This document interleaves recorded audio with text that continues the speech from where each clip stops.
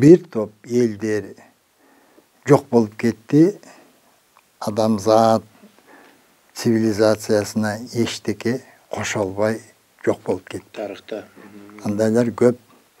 Эми кыргыз жөнүндө айтсак, албетте биздин түпкү бабаларыбыздан башташыбыз керек да. Ал убакта мүмкүн биздин бабаларыбыз бөлөк ысым менен белгилүү болгондур. Аны аныктоо азыр кыйын.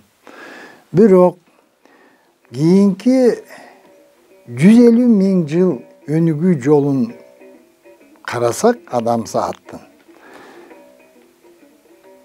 турмушту түп тамырынан өзгөрткөн саналуу гана ачылыштар, табылгалар болгон экен. Бир 30-тун тегерегинде. 150 миң жылдын ичинде. 150 миң жылдын ичинде саналуу гана ачылыштар, табылгалар болгон экен. Алар турмушту кескин өзгөрткөнгө, өбөлгө түскөн ачылыштар.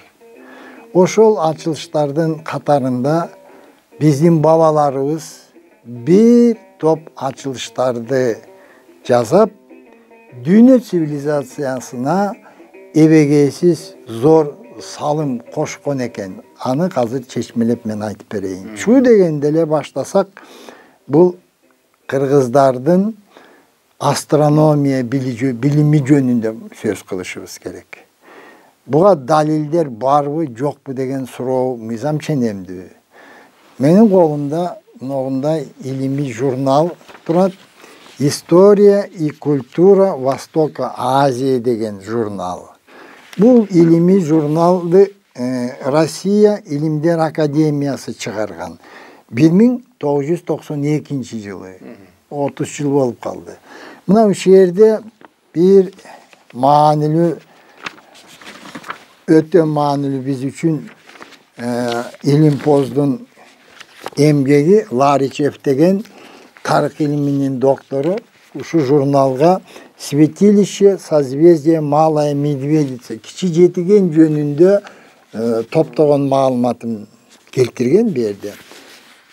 Ушу жерде биз үчүн эмне кызык, эмне маанилүү? Хакасия кыргыздын түпкү мекени. Жер суу аттары аны бүгүн дагы 80% кыргызча болуп турат. Биздин түпкү мекени Хакасия аймагында, Сандык өрөөнүндө, Ак суу дарыянын боюнда, Кара тоо аскаларында жылдыздардын сүрөтү табылган.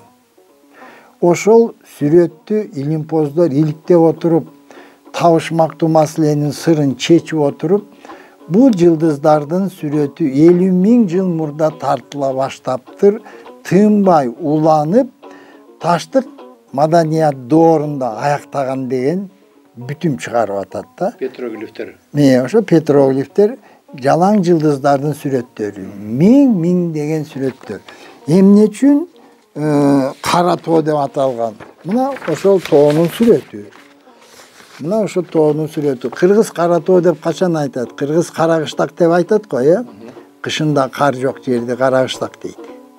Кара тоо деп кышында же күнгөй тараптан, же тынбай катуу шамал согуп турганда карды учуруп кетип, ошону Кара тоо дейт кыргыз. Мына Кара тоону мына жерде көрсөтүлгөн бул азыркы сүрөтү, кайсы аскаларда ошо сүрөттөр табылганын. Бул сүрөттөрдүн үлгүлөрү, бир-эки сүрөттүн эле үлгүсү. Бул киши иликтеп отуруп өзүнө суроо берген экен. Бул жылдыздар качан чегилген? Кайсы доордо чегилген?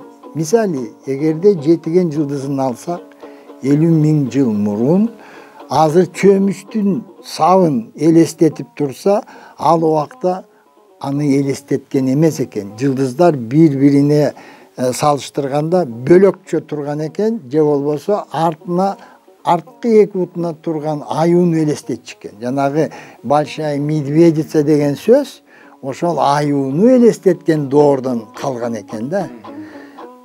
Азыр илим өнүктү, ошол жылдыздар кайсы маалда ал аюуду элестеткен деген суроого жооп берип атат. 50 миң жыл мурун жетигендин 7 жылдызы азыркы чөмүч өңдүү эмес, artkı butuna turup eki artkı tırmaktарын mындай көтөргөндү элестеткен экен. Муну Ларичев аныктайт. Андан тышкары мына бул илимий сүрөт ошо тоонун аскалары, тоонун этегинде дөбөмүрзөдө эки балбал таш, мына ушуларды элестетип турат. Мына балбал таштардын сүрөтү. Балбал таштардын сүрөтү. Бул иши аныктап чыккандан кийин таң калып атат. Адамзаттын илимпоздордун түшүнүгү адамзат боюнча. Эми жакын арада эле эсепти өздөштүргөн адам, жакын арада эле илимге, билимге умтулду деген пикир менен келатканда. А бул иши айтып атат, 50.000 жыл мурун жылдыздарды жалаң эле жетиген жылдыз эмес. Калган ири жылдыздардын тобун ошол жерде чеккени, ошол убакта адам баласы кызыгып чоң илимге жетишкенин далилдеп атат дейт да.